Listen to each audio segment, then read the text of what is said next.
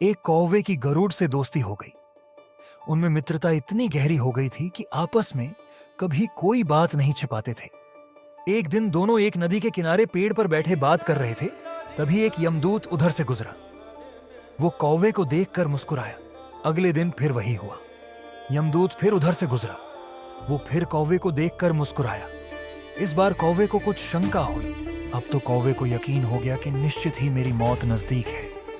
उसने गरुड़ से कहा, मित्र, मैं मरना नहीं चाहता। गरुड़ ने कौवे से कहा, तुम चिंता मत करो मित्र, मैं तुम्हें यहां से इतनी दूर ले जाऊंगा कि ये यमदूत तुम्हें दिखाई ही ना। गरुड़ ने कौवे को अपनी पीठ पर बैठाया और उस जंगल से हजारों किलोमीटर दूर कैलाश पर्वत पर ले गया। जैसे ही कैलाश पर्वत पर पहुंचकर एक गुफा तक पहुंचे, वहां वो यमदूत पहले से ही मौजूद था। उसने कौवे को देखते ही उसके प्राण निकाल लिए। गरुड़ देखता रह गया। उसने यमदूत से पूछा, तुमने इसे मारा क्यों?